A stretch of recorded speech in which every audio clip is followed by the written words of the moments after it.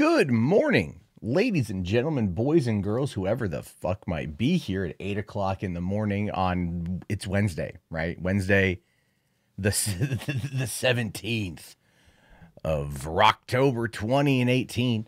Last night was interesting, especially if you're looking at the screen right there. You know what happened. Thanos snapped for traps and ended up taking YouTube down for about 90 minutes. And we will talk a little bit about that here in a few, waiting for people to jump on in. So last night was also interesting because it marked the return of the Connors. I didn't watch the episode because I just didn't. I am going to tonight. But the reviews were not very good. Twitter was not kind. And I mean, like, not kind. It was not happy.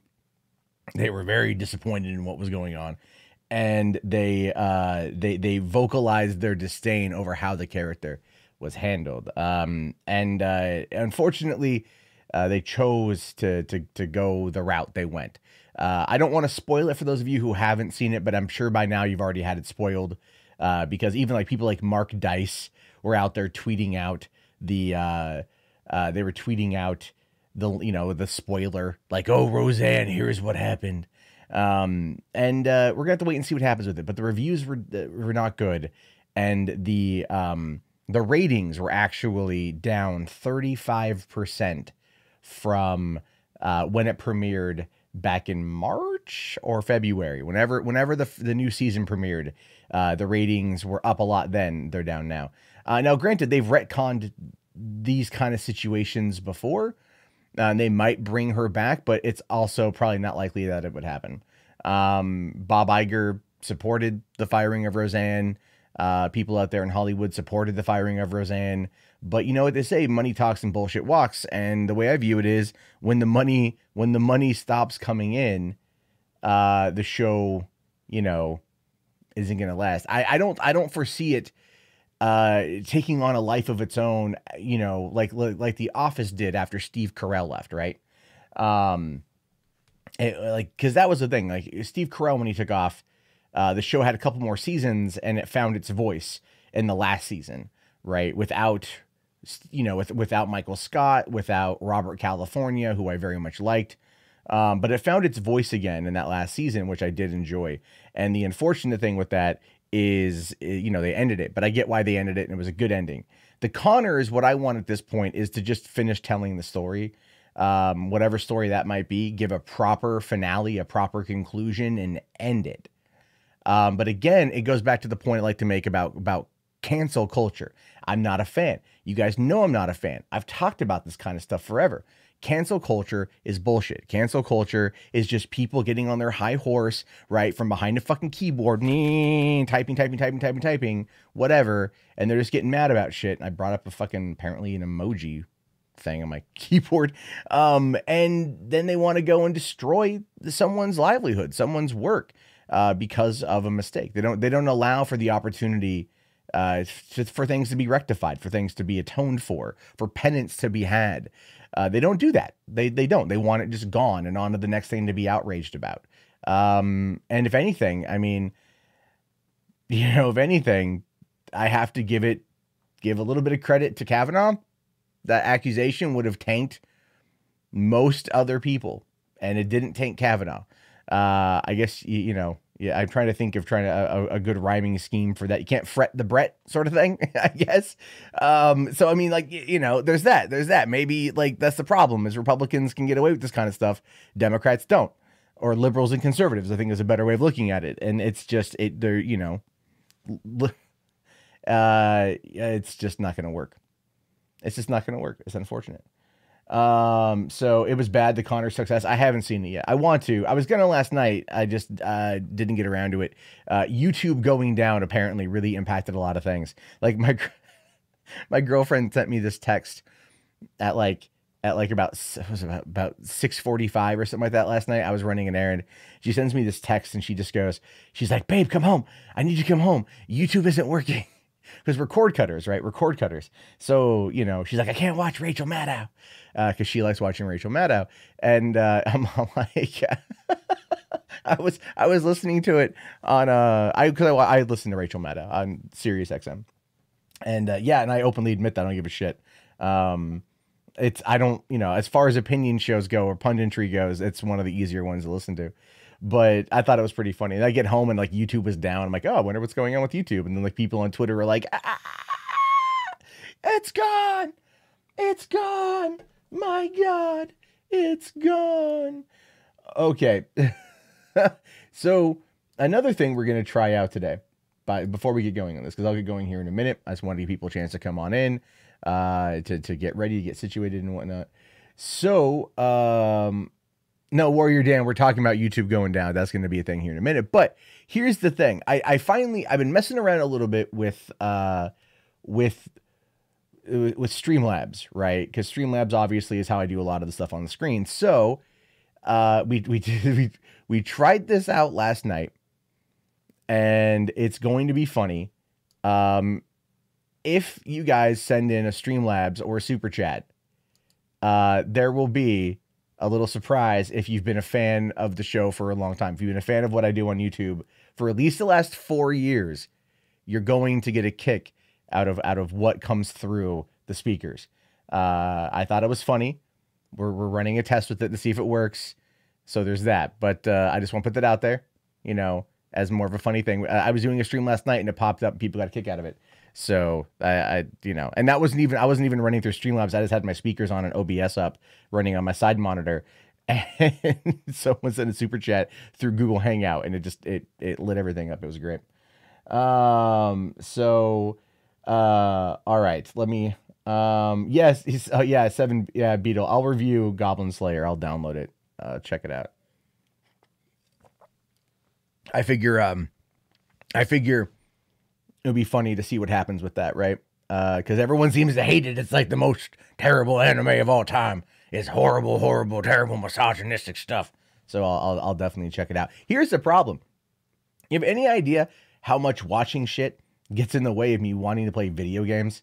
Like when I get free time, like that's the hardest part. I'm sitting there, wait, do I play Call of Duty Blackout or do I watch TV?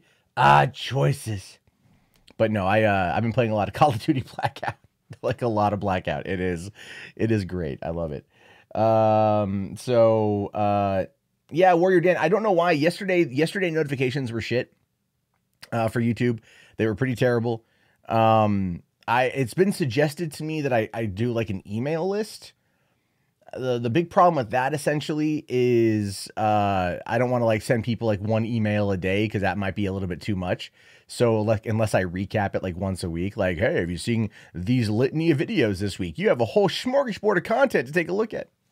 But doing the morning shows are good because then people can come on in that want to check it out, like on their way to work or whatever. We could interact, have a good time. I'm gonna be setting up a voicemail line today. So tomorrow we'll have a voicemail line. People can call in and leave voicemails and then we can listen to them.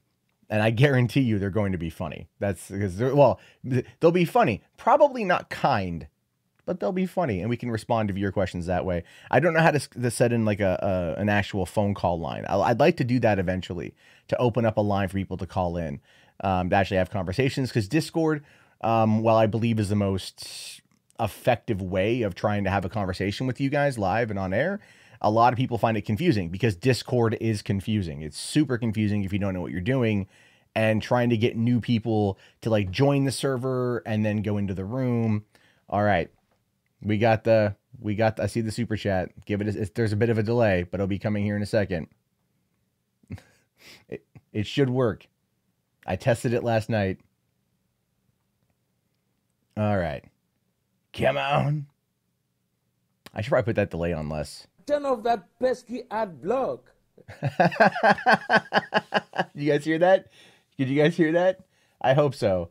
I really fucking hope so. I could hear it through my monitor or through my computer. So if I heard it, I'm sure you guys heard it. You guys got to let me know about that one.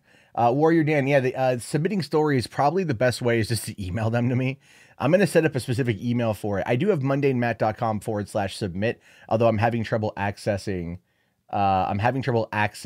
all my Tumblr right now. So I might have to move it to a different one, because I may not ever be able to get access to it again. Tumblr, in order for me to get access to my Tumblr again, I can access it mobile, but I can't access it on the computer. They want me to like send a picture of myself. And I'm like, but I don't have any photos of me on my blog. It's just the logo. So do I need to like hold up like a sign and go, And then I don't know. Okay, you guys heard it? Yes, that's great. that is Big Man Tyrone. That is Big Man Tyrone who did it. It was someone paid $5 to have him do it, and they sent me the video clip, and I need to start adding it in the videos because it's fucking fantastic. I heard that. I died laughing because I love Big Man Tyrone, and I you know, it took 4 years. It took a long time for me to actually like get to kind of appreciate the turn off the pesky ad block meme, right? To which case now I'm like totally one of those idiots that when I meet people in public, they'll make a joke about it. I'm like, you want me to say it? And they're all like, yeah, sure. Okay. If you want, like, sure. I mean, whatever. And then I'm all like, turn off that pesky ad block. And then they're all like, great. You feel better about yourself now, huh? You feel like you got that validation? I'm all like, no, not till you buy a t-shirt, which I don't have it on a t-shirt yet, but I should. So there's that. All right. Let's jump into today's content. It's been about 15 minutes. We've got, 50 people in here, which I'm very happy with. Thank you guys very much. I appreciate, like, here's the deal. I really appreciate you guys spending part of your mornings with me. I really do. You know, I've really just trying to like do this job and I, you know, love what I do and interact with you guys a lot more and have a lot more fun. I openly admit I let a lot of drama get under my skin earlier this year. I should not have done that. I kind of lost sight of why I do what I do and why I love what I do. And I've been very much working on trying to make that who I am and not let dumb shit get to me.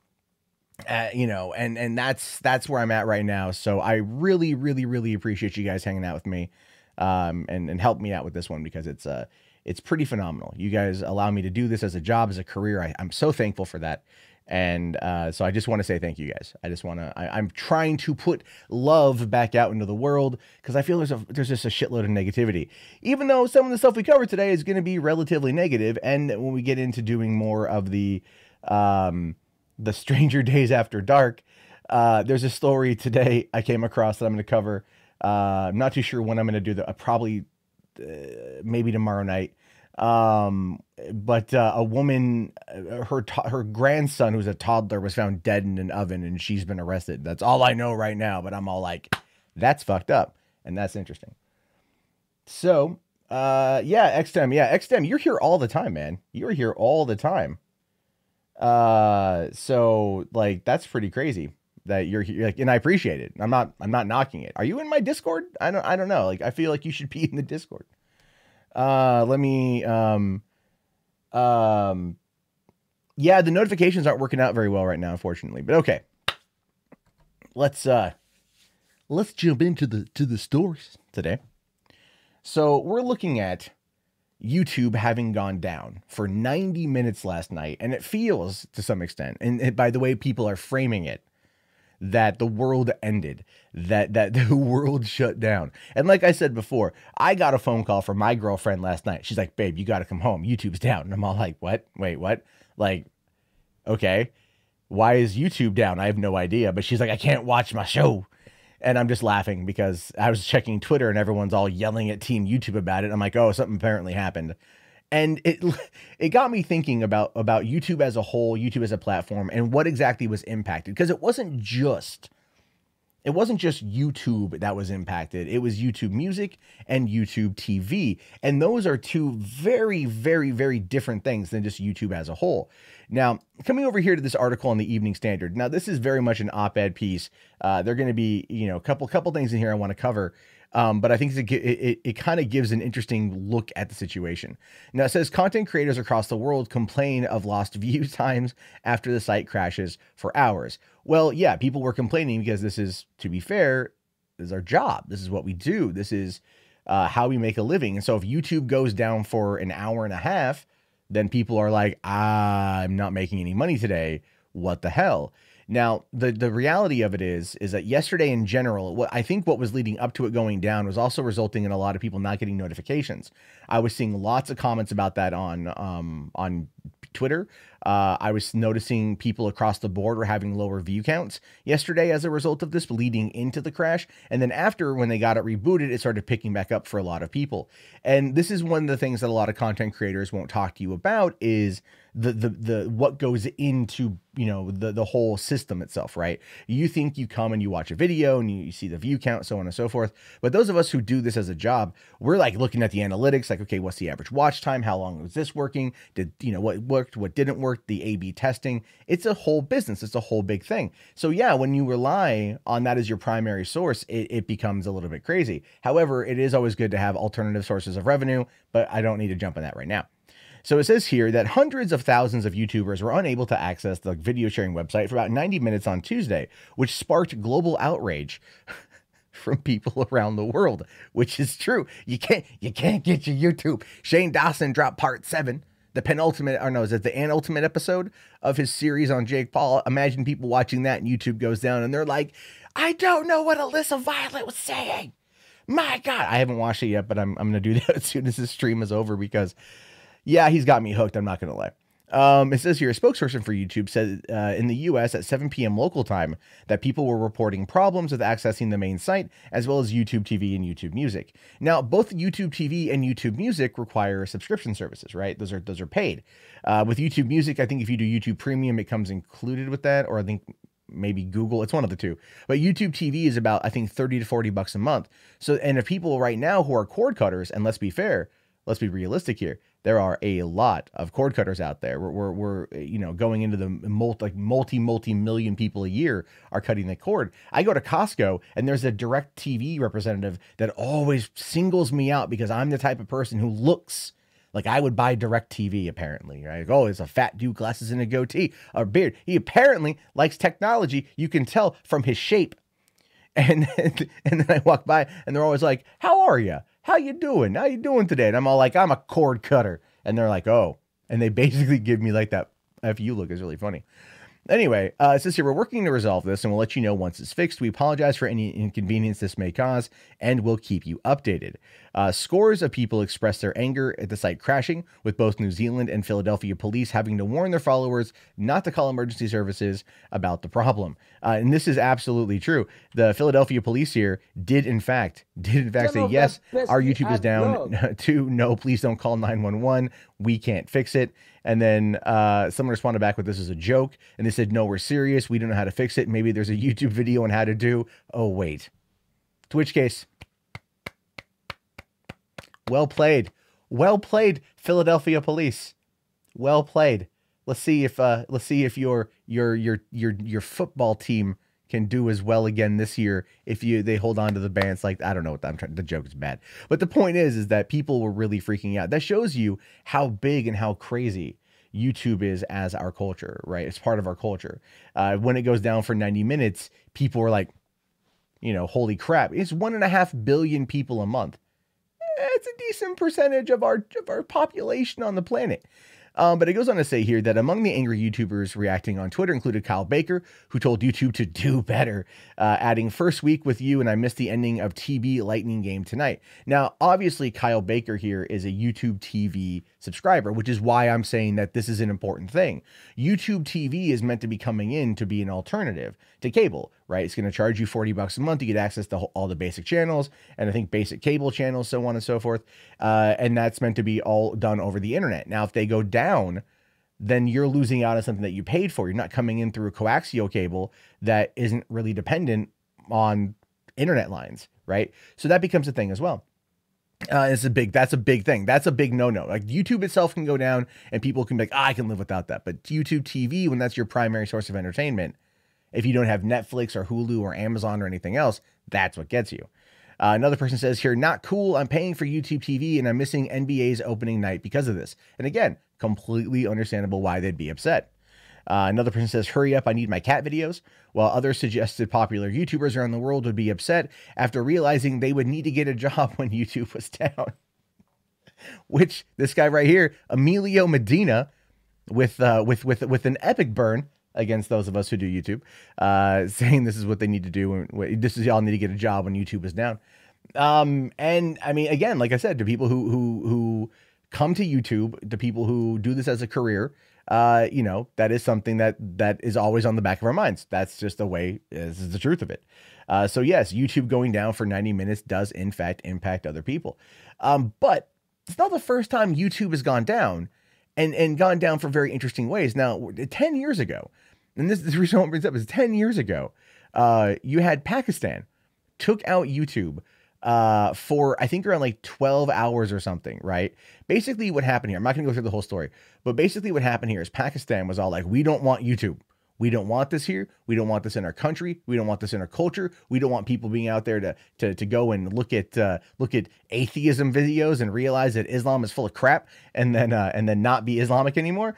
We don't want that. So we're going to get rid of it. We're going to block YouTube countrywide. And when they did that, it literally kicked it down for the entire world for like 12 hours or something, right? It took it down for quite some time. And it was actually, I remember when that happened, people were losing their minds 10 years ago. Imagine if this happened today. Imagine if YouTube went down today for 12 hours, right? If it was knocked down 12 hours. Now, not only would your content creators who use this as a job freak the hell out, but you would have people who rely on this as their primary source of entertainment, their primary source of news coverage, of information, of education, right? I mean, like, just imagine how many people rely on this platform, which is actually kind of scary if you think about it, because there is no alternative. There is no direct competitor to YouTube that in any way would remotely, you know, cover it if it happened. Like, this is where Amazon really should step up and make their own, right? They should make their own platform. Facebook is is not going to be able to make it happen at all. As a side note to this, you know, Facebook is also being sued by advertisers for once again, apparently allegedly misleading them on how many people actually watch the videos or watch the video ads. This is not the first time Facebook's got in trouble for this, and they're currently getting it once again. So what we know is that there is a big issue with online video consumption, right? And where you go and you get it, especially when YouTube is meant to be instantaneous, breaking news, things like that. You kind of find yourself in a weird situation. So YouTube's got to make sure this crap doesn't happen again. And this is the right time, the absolute right time for somebody to come out and make a YouTube alternative that can actually sustain itself. And I know you have BitChute, and I know there's like DTube, and that's a decentralized tube, but that's pretty much all cryptocurrency based. And if you're not out there completely sucking off Bitcoin, you're not going to get anywhere on that platform. But ultimately, this is the time. Yesterday was a wake up call for hopefully some company to get the backing to come out and to push back against YouTube. And the last thing I'll say about it is this: you will see people say YouTube makes up a lot of Alphabet's, Google's parent companies, revenue. It's 6%. So at least by 2017 standards, it was 6%. So it's not as much as they're trying to make it out to be. And, you know, I think it is time for a competitor. It really is. And this is coming from a person who is on YouTube probably way more than any realistic person should be. Daily Motion hacked YouTube. Yeah, that sounds right. Amazon is the best company to take on YouTube right now. Except the big problem with it is that a lot of it, Jeff Bezos is under a lot of shit right now. But yeah, they definitely have the cash. They definitely have porn. Oh yeah. Oh, you're right. King Chup here says, and this is a great comment, by the way. He says Pornhub views would skyrocket if YouTube went down. I want to see Pornhub's numbers during those 90 minutes. I totally spaced on Pornhub. Good call, sir. Good call. And you know they're really good and you know they're really solid at running that data. So you know they're going to be out there going like, oh yeah, people really enjoyed. People really enjoyed all that. So, you know, I mean, oh, Pornhub. And Mike's content, thank you very much for the $2 super chat. Once again, saying that I'm boring, but hey, like I've said, continue spending the money. If you want to have a little bit of fun, we'll get to this here in a little bit. Just because while I'm recording, I turn off the Streamlabs alerts. But $5 in Streamlabs does text to speech. That's all I'm saying. I'm just putting that one out there. But all right, let's let's take a look at the next one here. Pornhub versus YouTube, exactly. Oh my God. You could buy Petro, just can't spend it. Yeah, I know. I could own half of Venezuela's economy for like $2 in a fucking jawbreaker, right? All right. So with Fallout 76 coming in just a couple weeks, a lot of people out there are excited for it. Unless I think you are, in fact, like a Bethesda fan, and you're kind of wondering how Todd Howard is going to screw it up and how the game is going to break lore, which it already has in regards to the power armor. That's been a thing. And now we're seeing nuclear war experts are unhappy with how Fallout 76 is portraying nukes. Because you know, it's a fictional game where nukes took everyone out, and then people lived in vaults that were all based around 1950s Americana aesthetics, and you know, then we had rad roaches and death claws, right? What are they even? What are death claws even meant to be? But that's an argument for another time. Anyway, this should be entertaining. Now, it says here, nukes are one of the biggest features coming to Fallout 76, scattered in silos across Appalachia. These nukes can be launched by players who succeed in piecing together their launch codes. It's very difficult to actually kill human players with them, as they issue a sizable advance warning to everyone to give ample time for players to vacate the target area. However, if their primary purpose is to create a temporary irradiated zones filled with dangerous enemies and rare resources, some nuclear experts are apparently unhappy with the portrayal of Fallout 76 nukes. So the goal there is you launch a nuke not to kill other players because they get ample warning, which is stupid, by the way. That's stupid, right? That's stupid to me. If I'm launching a nuke, I want to launch the nuke at people who may not know that I'm launching a nuke at them, right? If North Korea can fire off an ICBM and it could potentially hit the United States in 30 minutes, or any target in 30 minutes, you know, then freaking Fallout 76 should not make that a thing. I think, again, I know they're trying to do away with griefing, but that's just kind of dumb. Now, the so-called nuke loop is a late game gameplay mechanic in Fallout 76, which will theoretically allow players to gather high valuable resources. Speaking to Variety about this mechanic during a recent press event, they said here, as you get high level, you get the nuke code and set it off. It changes the area into a much higher level area. We see that as a repeatable new content loop. Now, that is fascinating in regards to how you're going to be able to go get the high-end gear. It's like you got to go piece together the launch codes, fire off the nuke, go in there, fight dangerous enemies. Kind of like opening an Oblivion gate, really, is what it feels like to me, but just with nukes, which is actually kind of cool, to be fair. It is. It's pretty cool. But again, why are people upset about this? It's a video game. I just would like to reiterate the fact video games are not real life, friends. Video games are not real. You play them with your controller. I was playing Call of Duty Blackout all night last night. I didn't actually kill those people. I'm sure I wanted to because some of them creeped the hell out of me, but that's the point. Anyway, it says here, nuclear war specialists are unhappy, saying while some fans initially raised concerns over the potential griefing with nukes, it seems that some people have other concerns. First, okay, you know, here's the thing. Griefing in video games is a thing. All right, you know, it's a thing. It's funny to do sometimes if it's done the right way. I can understand, you know, how they're trying to navigate this particular system with Fallout 76, but at the same time, no. It just needs to be like, you know, let people, if you're going to open up a sandbox with nukes, let the nukes be nukes. All right. Cause you got to nuke something. So you might as well let it play out. Now, namely, the portrayal of nukes in Fallout 76 could trivialize nuclear war.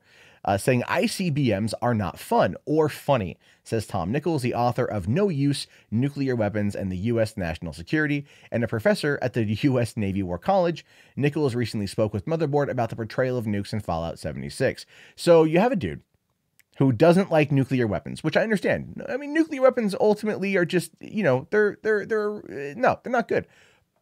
But this is a video game. ICBMs are not fun or fun. Thanks, Dad. Right? Could you just imagine this guy coming home and finding his children playing Fallout 76? And he's like, oh, kids, what are you playing right now? Oh, Dad, we're playing Fallout 76. It's so cool. I got all these codes. I'm going to go launch the nuke. You what? Children, I need to sit you down and talk to you about the dangers of nuclear warfare. People understand nuclear warfare. You can go look up a photo of that dude from Hiroshima, or is it Nagasaki? One of the two, I forget. I think it's Hiroshima, whose shadow is literally cooked into a wall, right? Like, the dangers of nuclear warfare are not unknown. We've seen what happens, which is why so many people out there don't want it to happen again. We've seen what happens when we drop this on a civilian population, and those were atomic bombs. Right? Just imagine the devastation if we actually did this crap now. It would be terrible. No one is advocating for nuclear war.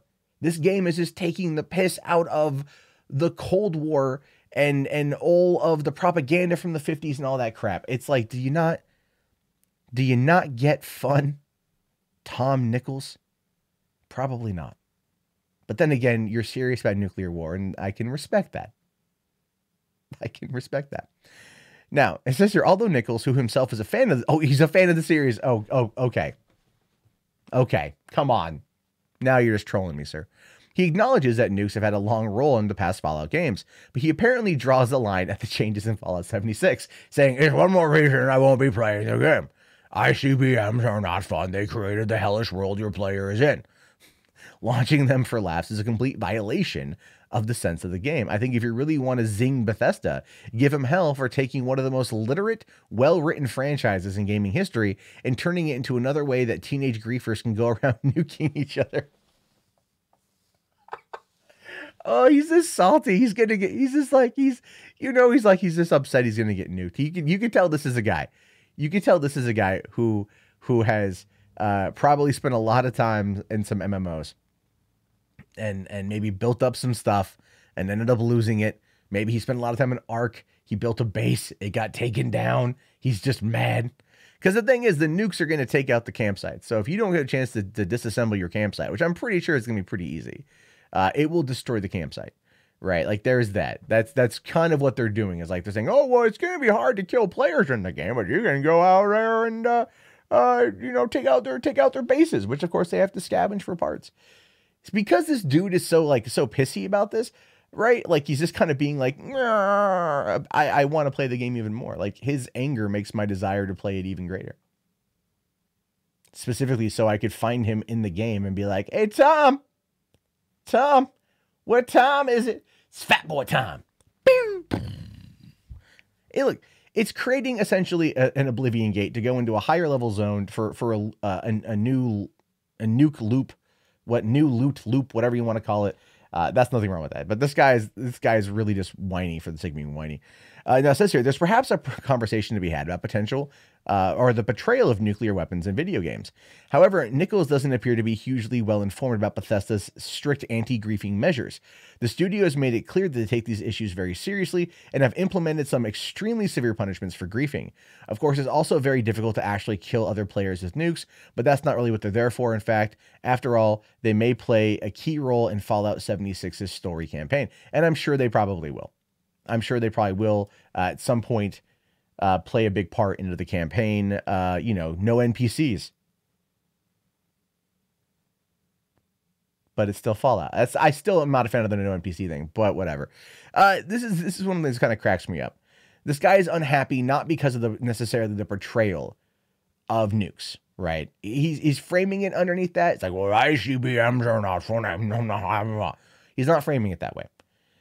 What he's upset about is the fact that he could be griefed while playing Fallout 76. And yes, that might be a fear. Everyone is looking at the possibility of Fallout 76 being just a griefing machine. And I don't know about you, but I'm kind of okay with that. It's one of the only games where I'm like, yeah, bring it on. You know, like bring it on. Like, let's see where this goes. Like, let's have fun with this. Now, not cheating griefing, but it's like, 4v4 and whatever, going up against other teams. Let's see what goes on. Could you just imagine, like, I mean, how funny it would be to actually like nuke a team of 4 people that are just chilling, like they're not paying attention, right? That's why they should do away with that early alert system. Okay, send out a warning, nukes are coming, right? Nukes are coming. And they're like, because think about the paranoia that would happen with that. That's the coolest thing about that. Think about this. You got your campsite, you're hanging with your friends, you're automatically playing music or whatever the hell it is. For some reason, that's in the game. And then all of a sudden the alert goes off, that early alert system goes off. And you're like, oh, damn. And you're like, oh no, okay. We don't know where it's going. Start packing. Run for cover. You don't know where the nuke is going. You don't know where it's going to be. And that paranoia just makes your fucking sphincter go tight, right? It makes that happen. And then it just heightens everything else in the game. It's so it's like a weird twisted version of autoerotic asphyxiation, Fallout style. All I'm saying is they're making a bigger deal out of this than it needs to be. And I'm going to have fun playing the game when it comes out, mostly because it's going to make people like Tom Nichols really upset. And for some reason, I'm entirely on board with that.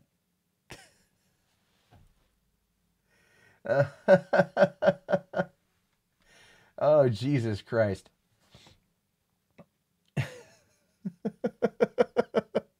What the hell's going on? Who's complaining about what now?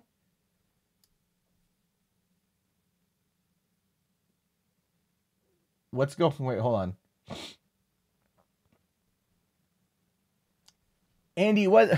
Hey, Andy, are you actually here?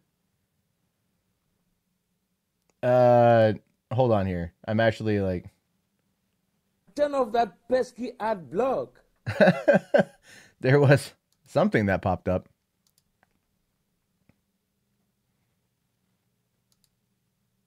Let's see here. Home. What happened? I don't know. I'm actually working, so I don't know. Worski doesn't own YouTube. Oh, Jesus fucking Christ. Cry me a river. Oh, Andy's here. That's good. You're actually watching content instead of just talking shit on YouTube. Good for you. Maybe you might learn a thing or two. Like how to actually construct a sentence without stumbling through it.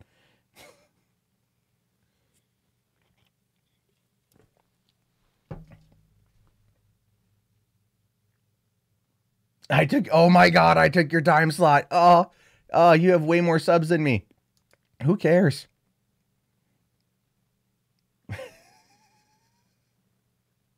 Well, that's fine. I'm here now. I guess it's, what's the meme? I'm the captain now, time slot, whatever that is. Who gives a shit, Andy? If you're that upset about it, start earlier or just not care.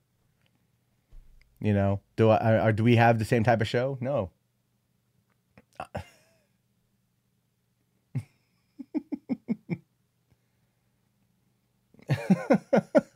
I don't know what the fuck's going on. Anyway, I have work to do, so I'm gonna get back into doing my work. Worski owns YouTube, right? Right. Okay. I'm looking at like the moderator chat here. It's like Nightbot is working overtime. Oh, Andy, yeah, I may only have 50 people watching, and I'm totally cool with that. Why don't you go light your nipple on fire again, or I don't know, do whatever it is you do, and fuck off. I don't want to talk to you. I don't want you here. We're not involved in the same group of shit anymore. So, if you're worried about me taking your time slot, that says more about you than me. I'm doing my thing. Why don't you go do your thing? How about that? How about that? Or is it just, are you that worried that anyone else streaming that at the same time is going to take away from your precious super chats? Go cause more drama. Leave me the hell alone. How about that?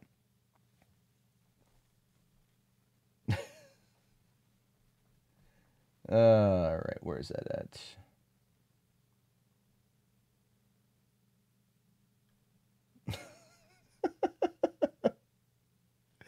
Oh my God.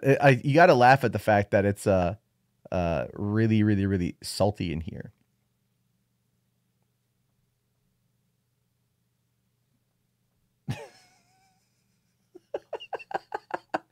This is fucking funny.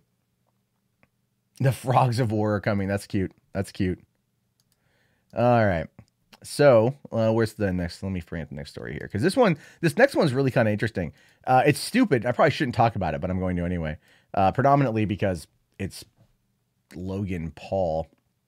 But after the events of the Akigahara Forest incident at the beginning of the year, it seemed like YouTube had just kind of moved away from Logan Paul. They were like, we're not working with this guy at all. Never mind, he's our biggest creator, our most popular creator. You can argue that it's PewDiePie just in terms of sheer numbers, but when you're looking at views and when you're looking at the general aesthetic of where things are, it's the Paul brothers, right? There's a reason why Shane Dawson's documentary on Jake Paul is pulling in, between 10 and 20 million views an episode, even though we could probably condense it down to 2 or 3 episodes or 1 2-hour documentary and be done with it.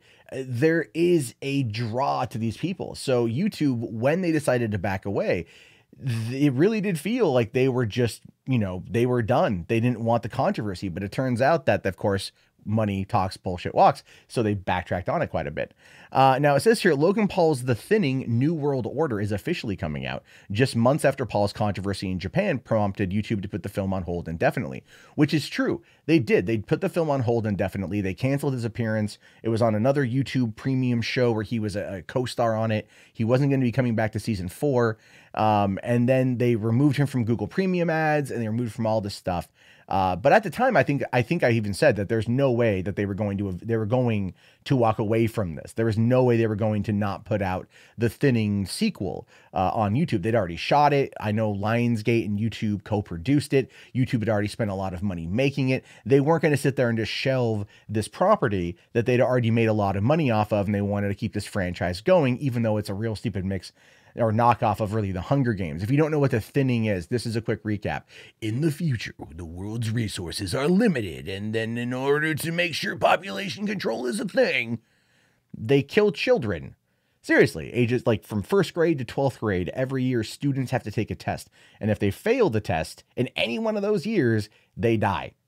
I'm not even kidding you. Like it's that. It's a really stupid thing. But anyway, Paul posted the trailer on YouTube last night, and said there's no release date for the film, but Paul suggests in the comments that it'll be available for premium subscribers very soon. Paul also tweeted out the news with a devil emoji announcing the surprise move. Well, not really announcing. I mean, again, no one thought this wasn't going to happen. No one thought this wasn't going to be a thing. They just wanted to wait about 9 months in order for the controversy to die down and to let time kind of pass.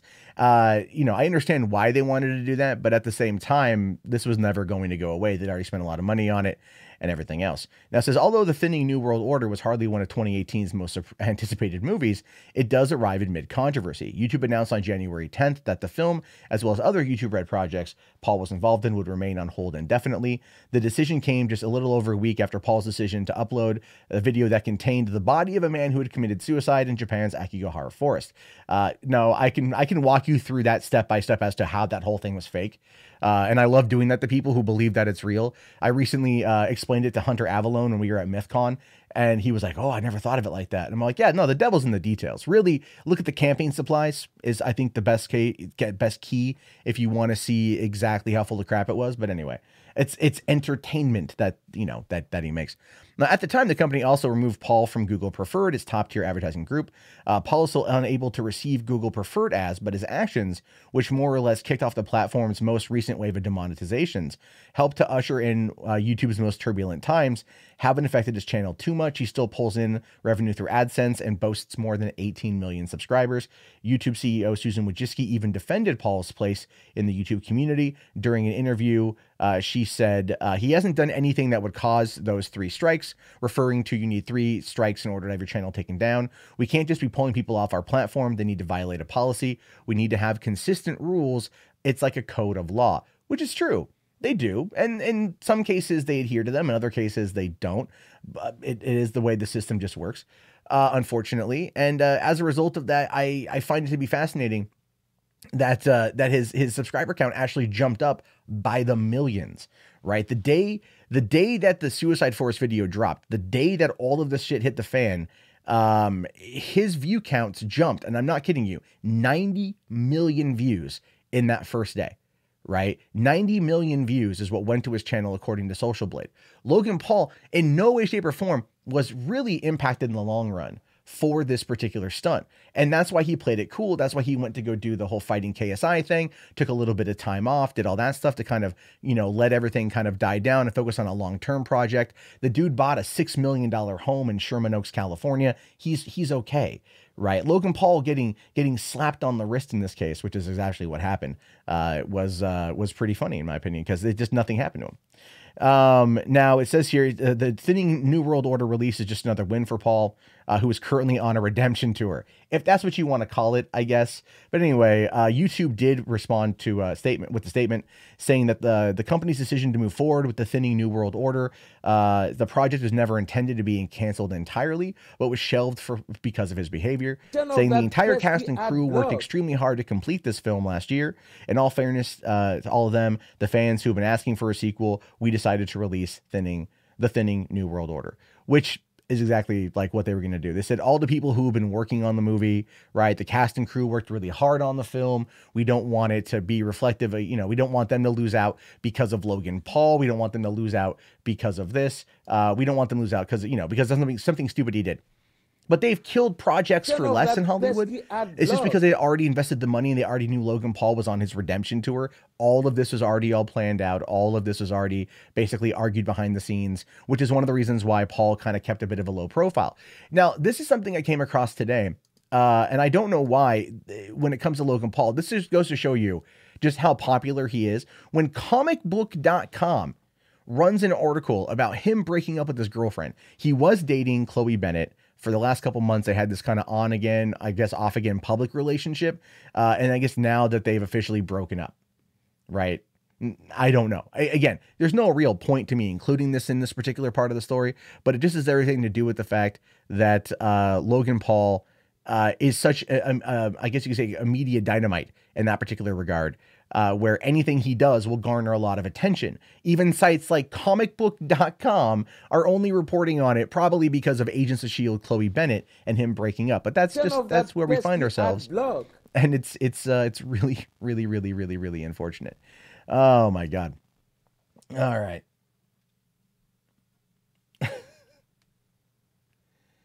So, I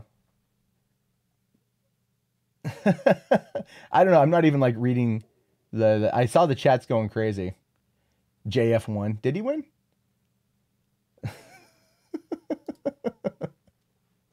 Turn off that pesky ad block. What the? This is fucking funny. You guys are doing good. What are we looking at here? How many of you guys jumped it up? All right, cool. I appreciate the super chats. Thank you.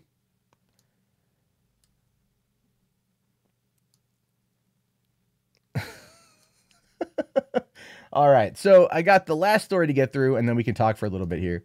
So I got to do the last one. Let me just double. These local government finance. That's not the one I wanted. No, that's not the one I wanted at all. What the hell? Final thoughts, guys, as we go. Oh shit. I had this. The fuck, Bloomberg, you piece of crap. Hold on, let me find it. There we go. I don't know what the hell. All right. I don't know. Let me just make sure that it's like. Oh no, they took the article down. Okay, that's what it was. They took the article down. I had it on the other thing here. Okay. Let me see if I can find another article, because it was about maybe it's on archive.today. Because it was about, oh Jesus Christ, what's it called? Yeah, almost half of all U.S. births are happening outside of marriage, and apparently it's not there. That's crude. Okay. Let's see. Is there... Did no one else copy this? Sorry, guys.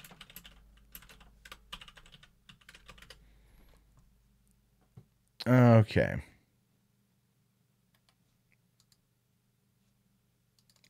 This might be an updated version of it. Let's refresh and find... Yeah, okay, that should work.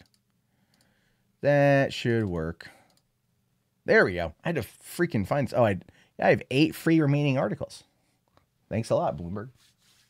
Okay.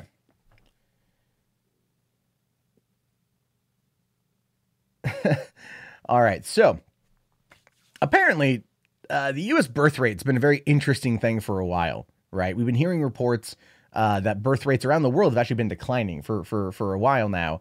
And it makes sense considering the fact that from 1979 to 1999, we went from 3 billion people on the planet to literally 6 billion. We doubled our world population in 20 years. And then from 1999 to now, so almost 20 years past that, we're at 7 billion. So the birth rates have in fact declined, or 7.5 billion, I think. So they've definitely declined quite a bit actually, from the 1979 to 1999 big boom. People were really having sex a lot back then. Now, not so much. Maybe I blame the internet. I blame Facebook. I blame Instagram. You know. So anyway, but now they're saying that almost half of U.S. births happen outside of marriage, signaling a cultural shift. So births outside of marriage have skyrocketed in developed nations, according to a report from the United Nations. Now, I and my girlfriend, we have a daughter. We're not married, which I personally am okay with. I'm not a big fan of marriage. And I think marriage in and of itself is one of those things, too, that's starting to go into decline. I don't like the fact that it's a contract between me and her and the state. Right. Like that's all it is. I feel like marriage is just a business contract. And that's why it feels so, maybe that's because I view it like that. It feels so impersonal to me. Never mind the fact that my girlfriend and I have been together for 10 years. We have a home, we have a daughter, we have cats, we have a life. We've built everything without that particular bracket, so to speak. And I'm fine with that. And ultimately, I think she's fine with it too. Maybe not, but I'll have to, we'll have to wait and see. But anyway, we both love our daughter, and we wouldn't have the world without her. Now it says here, an increasing number of births happen outside of marriage, signaling cultural and economic shifts that are here to stay, according to a new report from the United Nations. 40% of all births in the U.S. now occur outside of wedlock, up from 90% in 1970, according to an annual report released on Wednesday by the United Nations Population Fund, the largest international provider of sexual and reproductive health services. That number is even higher than the European Union. Well, I mean, I don't quite know why that would happen, but Japan, look at Japan. Look at Japan, like just flatlined, right? Like 2% happens out of wedlock. But then again, they're hitting some seriously low birth rates in Japan, like to the point of where the government is telling people, get married, have kids, and we will give you awesome tax benefits. So that might be one of the reasons why it's lower. I mean, but look at this, straight flatlined. Whereas the US is, United States is growing up a lot a bit, but there's a lot right there. So anyway, the EU likely sees more births out of wedlock because many member countries have welfare systems that support gender balanced childcare, said Michael Herman, the UNFPA's senior advisor on economics and demography. In an interview, public healthcare systems and paid maternal leave, early education programs, and tax incentives give unwed parents support beyond what a partner can provide. And that is legitimately, honestly true. In the state of Washington, there are several benefits to being a single parent than being one that is married. In many other states, it's the same way. They actually view it as a detriment because of how the state views marriage, again, as essentially a business contract. If you are not married, and you have a child, you are looked at as being this lesser person. That's what it feels like to me. So they do offer a lot of incentives. And that could be one of the reasons why. It's like, oh, wait, if I'm a single parent, I get healthcare covered for a good price versus other then, hey, why get married? I mean, there are people out there that literally will be married for 30 years and they will get divorced. They'll get divorced because they want to get away from certain elements of like tax code, and they want to get away from certain things that ends up being more of a burden on them in the long run for being married. That little certificate, that not even the pledge of unity and to your God or whatever, but that certificate that you file with the state gets you tax bennies until it doesn't. Really. Now, the data shows that U.S. births in the U.S. and EU are predominantly to unmarried couples living together rather than single mothers. Again, I can speak to that wholeheartedly because that's the situation I'm in. The data suggests that societal and religious norms about marriage, childbearing, and women in the workforce have changed, said Kelly Jones, the director of Center of Economics of Reproductive Health at the Institute of Women's Research or Policy Research. And that is true. Women are going, I don't want to say women are going back to the workforce. Women are increasingly having more responsibility in the workforce. They're working, they're working. I don't know how to frame that in any other argument. I'm agreeing with it. Anyway, Jones also noted that the rise in births outside of marriage is closely correlated to delays in childbearing, saying women are claiming their ground professionally. Delaying motherhood is a rational decision when you consider the impact it can have on your career. That's contributing to this trend. Now, that is true. That is true. Both my girlfriend and I are in our mid-30s, just had our first child. I know other people that have been in their 40s and focus on their career first before having children.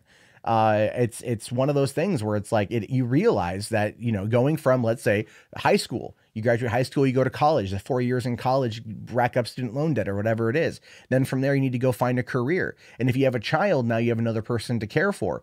And then you have to go and find a better job that pays more, that allows you, has good benefits for you to then look after that child. Whereas if you were to focus on making your career first and then go to family life afterward, that could be something that that is, well, more beneficial to you in the long run. The downside to it is when you look at the fact that when your child then becomes the age you are when you have them, you're going to be old as hell, right? Like I was 35 when my daughter was born. So I'll be 70 when she's my age, right?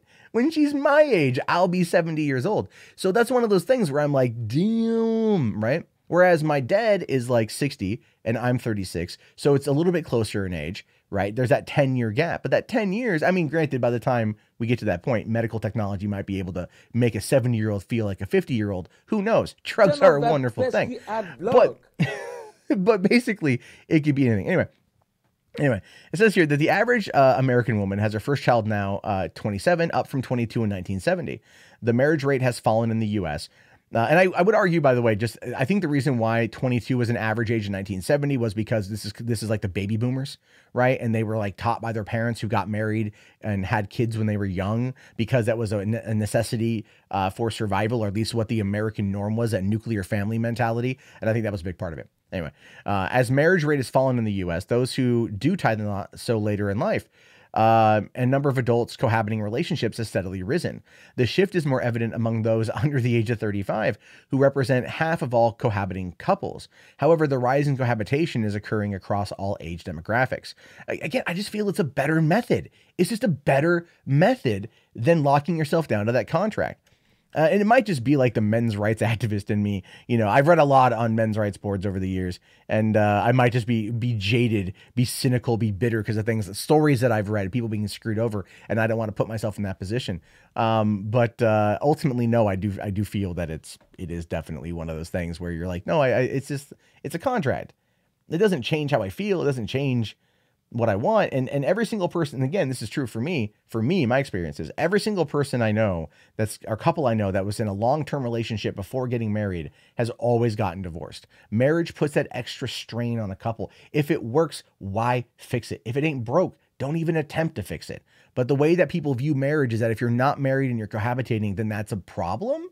Oh, because you're living in sin. You're living in sin. You're out there every day. You're sleeping in the same bed, but you're not man and wife. You haven't pledged your love to the state in a contract or to whatever Jesus you prefer.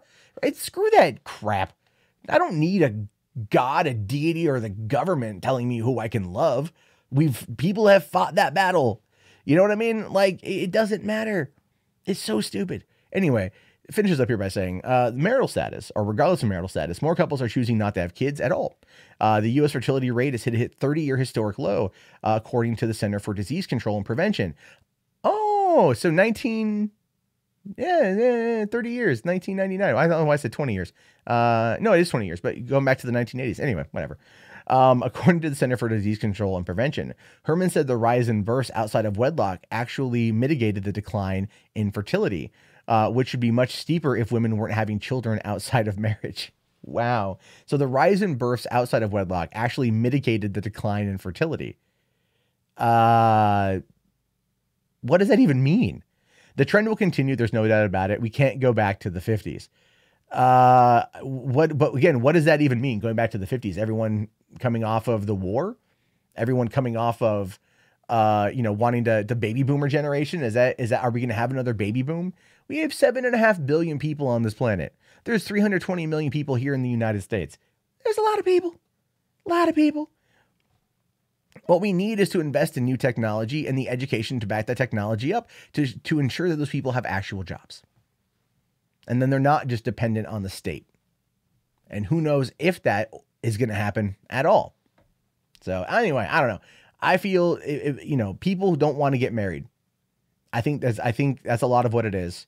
And I think they're waiting to have kids because they want to enjoy life. They do. I think they want to enjoy life a bit longer. And so that's the result of that. Not to say they don't love their kids when they have them, but I think they want to go out and I think they want to have a good life and enjoy things now or when they're of age to have them instead of getting, pregnant, having a family, and then changing their entire life dynamic. I think a lot of the reason why people cheat and why there's the midlife crisis is because they got, hooked up when they were younger. And they never got to go out there and sow their wild oats and experience life in that particular way. And so they feel trapped, and then they feel resentment and anger and bitterness as a result of that. And they end up acting out.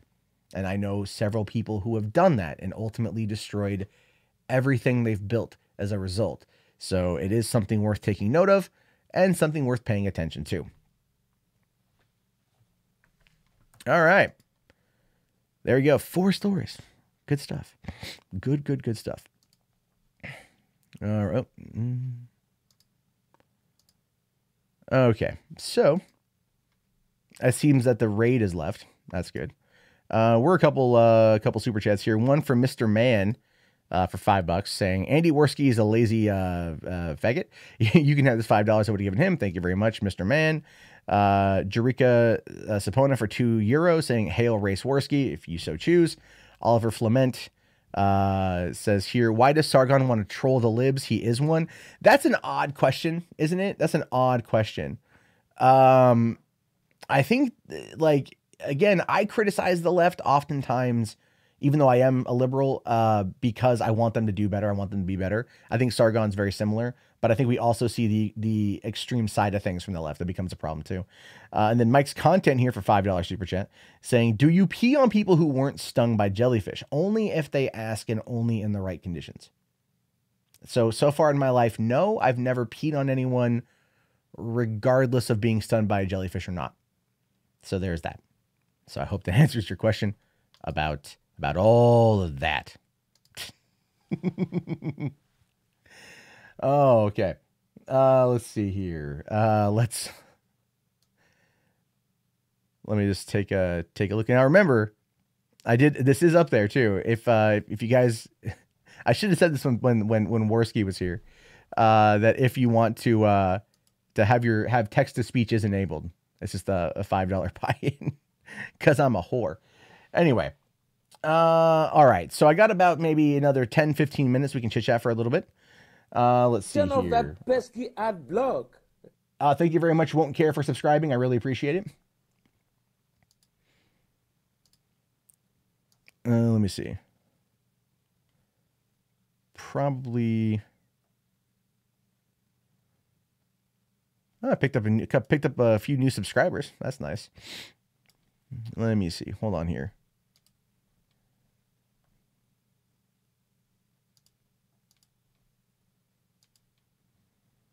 One second. I'm just messing with Streamlabs for a hot minute.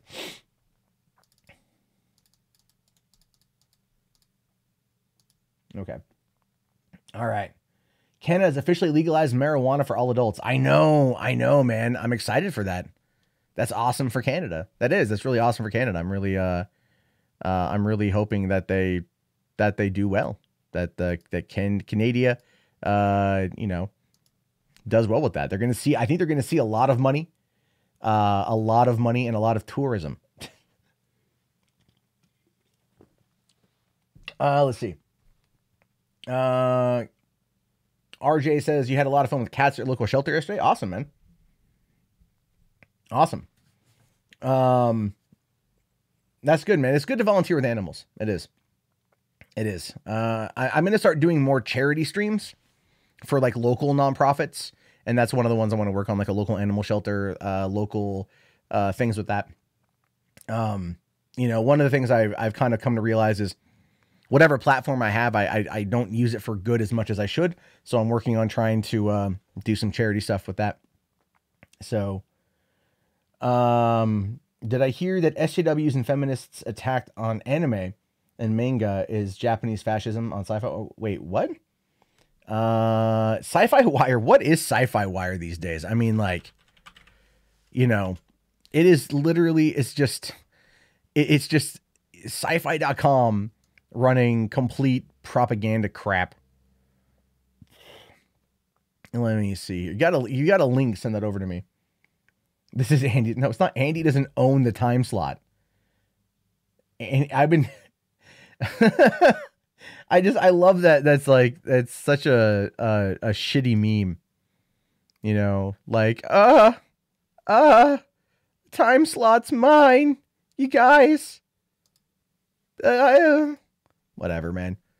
You know, 1.5 billion people use YouTube. That's all I'm saying. There's a lot of time. Yeah, Sci-Fi Wire is bullshit. Yeah. Do I think Japan might get Americans or Europeans to bang with kids with Japanese people? Do I think they're going to try to get more? They're very nationalistic there, so I don't think so. I don't think they're going to like want to outsource. You know, they're not going to want to outsource the fucking. They're trying to make it economically viable for people. The problem with this is Japanese culture has a problem with that. Japanese culture is a big issue with that in regards to everything, right? It's just like they've got the big, you know, the people there aren't dating. They're not engaging in relations, and it could be technology based. I don't know, but they've got problems with that. So,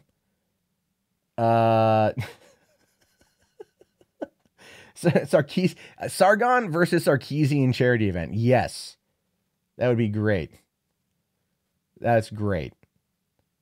That's pretty fucking. I would be okay with that. I'd be okay with that. I'd watch that.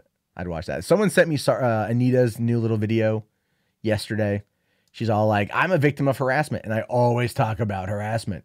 And that's true. That's what everyone asks her about. Like, that's actually, you know what? I almost want to do a response to that because I watched it and I actually somewhat feel for Anita in that regard, because a lot of what it is with Anita, it's like that's everything she's known for now is that. It's not like, oh, you run Feminist Frequency, a 501c3 nonprofit, blah, blah, blah, blah, blah, blah, blah, blah.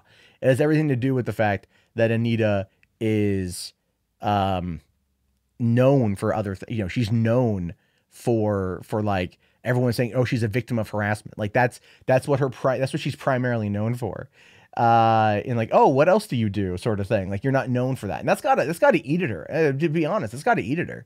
Right. I mean, everyone out there is known for something. I'm known out there for some dumb shit now. Other people are known out there for some dumb shit. Right. Like, I mean, you know, I reported videos for bullying and harassment. Shouldn't have done it, but I'm known for that because there's a lot of people talked about it. That was a mistake I made. I have to live with that. People are going to bring that up. In fact, I've had it brought up to me in public when I encountered a fan. And, you know, it comes up. It's something I live with. I can understand where Anita's coming from, where she's like, oh, the harassment thing. You want to be known for more, but you got to deal with that. It's part of the online life. You got to deal with that stuff. People are going to have their opinions and you have to just deal with that. And that sometimes is very difficult. As I said, I've made mistakes. So you've got to continue to try to be better. You got to continue to try to work harder at that and not let it define you, but use it as a reminder to not do it again and to be a better person. And Anita hasn't done that. To her, that's what she's going to be known as. That's the blanket cast over her and her legacy.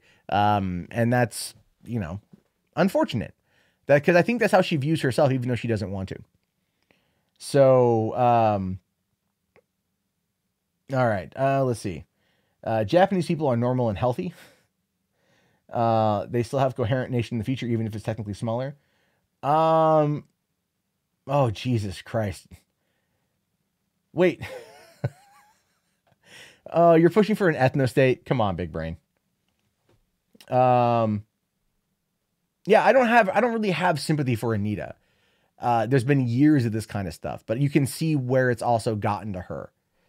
You can see that. And I think I'm trying to personally be more empathetic and trying to understand more people. So it's like, well, I'm still like, really, but I'm also trying to look at it from her perspective more, which is something we don't teach a lot of people to do. I think there's not a lot of people that get taught the concept of empathy. It's oftentimes about like attack or whatever, and it's not what I'm about anymore. I don't want to. It's why I'm disengaging from a lot of stuff. Like I said, I would go talk to Tucker Carlson. That's never going to happen, right? If that came up, if I was invited, I would go do it, right? And I'm saying, like, I would like to, for me, it's all about wanting to just correct the record. That's all I care about.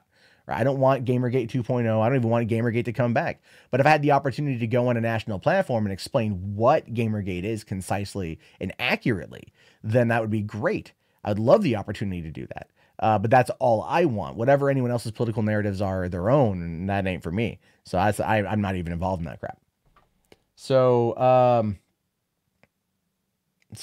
yeah. Get Markiplier to host and moderate. Yeah. Sure, set it up. Did you guys actually, okay, the whole Trump thing, did you guys actually hear the whole story with that? Did you hear the whole clip, or was it just the soundbite? If it's just the soundbite, it's ridiculous. There's more to it. And I'll quickly recap.